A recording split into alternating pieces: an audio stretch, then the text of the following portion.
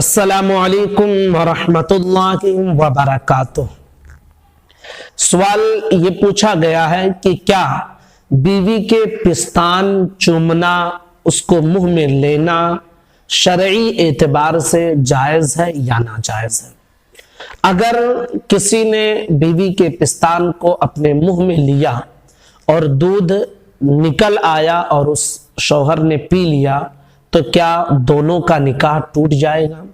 बहुत अहम और ज़रूरी मसला है। अक्सर लोग इस मसले से नावाकिफ हैं और बहुत सारे नौजवान इस तरह के मसाइल पूछते रहते हैं। गुजारिश है कि इस मसले को ध्यान से सुनकर समझ लें, अपने दोस्तों तक ज़रूर इस मसले को पहुंचा दें ताकि हर किसी को शरई सही मसले की पहचान और मालूमात हासिल हो जाए।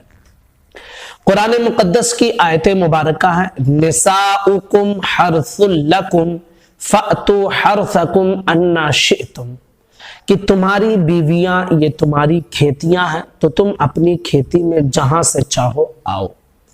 शरीयत मुतहरा ने ये कायदा मुतय्यन किया है। इसकी तफसीर में उलमाए किराम ने बहुत कुछ लिखा है और उसमें उन्होंने इस हवाले से भी तज़किरा किया है और फरमाया कि अपनी बीवी की शर्मगाह को छोड़कर जिस्म के किसी भी हिस्से को चूमना, उस हिस्से के साथ मुलाअबत करना और उसको देखना ये जायज़ है।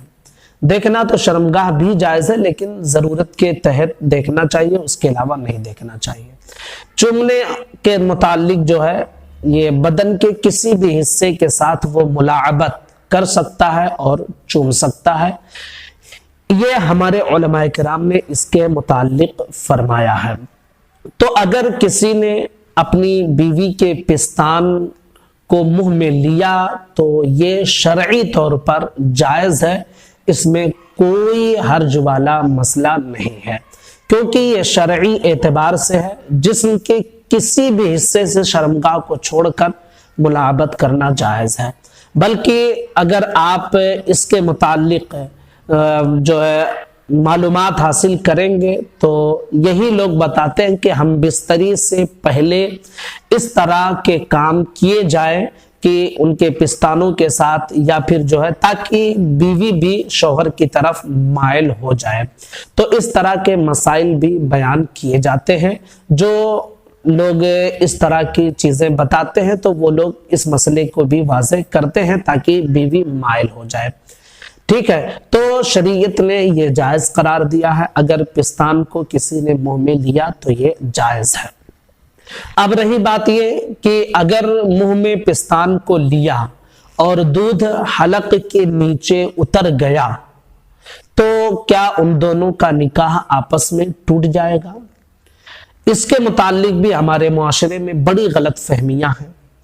देखिए, कुरान मुकद्दस की आयत मुबारका है, वहमलुहु व फिसालुहु सलासून शहरा, यानी दूध पिलाने की और रज़ाअत की जो मुद्दत कुरान मुकद्दस में बयान की गई है वो 30 महीने हैं, यानी 2.5 साल।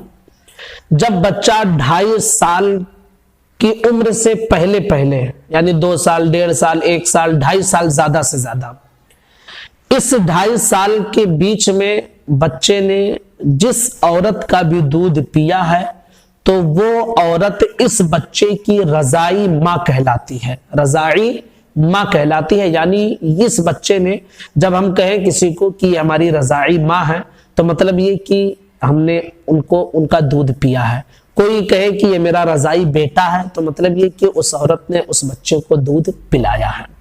तो ये रज़ाई माँ और रज़ाई बेटा कब बनते हैं कि जब जो है 2.5 साल से पहले उस बच्चे ने किसी का दूध पिया हो। अब जिसकी शादी हो चुकी होती है भाई, वो 2.5 साल का नहीं होता, उसकी उम्र काफी हो चुकी होती है।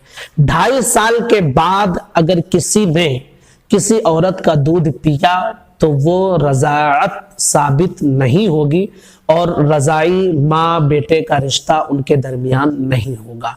इसलिए कि शरीयत ने 2.5 साल उम्र मुकर्रर किया कि इससे पहले पहले पिए तो रज़ाई बेटा, रज़ाई माँ, रज़ाई बेटी, ये सारे कवानीन हैं। और 2.5 साल के बाद जो है फिर ये रज़ाअत साबित नहीं होगी और 2.5 साल के बाद किसी को दूध पिलाना ये मना भी किया गया है।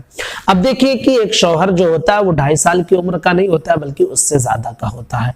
तो अगर उसने बीवी के पिस्तान को, दूध को अपने मुंह में लिया और दूध निकल कर जो है मुंह में आ गया या हलक के नीचे उतर गया तो ये शरअन नाजायज और हराम काम है, ऐसा नहीं करना चाहिए, लेकिन इसकी वजह से निकाह नहीं टूटता है। इसीलिए हमारे फुक़ाहे किराम ने इसके हवाले से भी ये मसला वाज़े किया है कि अगर औरतें दूध पिलाने वाली हो तो बीवी के पिस्तान को मुंह में लेने से बचना चाहिए, क्योंकि वहां दूध निकलने का अंदेशा रहता है। और अगर दूध पिलाने वाली नहीं है, दूध नहीं निकल सकता है तो कोई हर्ज ही नहीं है।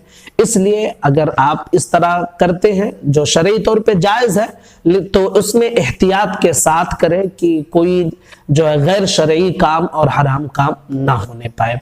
तो उम्मीद करता हूं कि ये मसला और ये बातें आपकी समझ में आएंगी। मैं गुजारिश करता हूं कि आप इसे ध्यान से सुनकर समझ लें, अपने नौजवान साथियों को ये मसाइल सिखा दें ताकि उनके जहनों में जो गलत फहमियां हैं वो दूर हो जाए। अस्सलामु अलैकुम व रहमतुल्लाहि व बरकातुहू।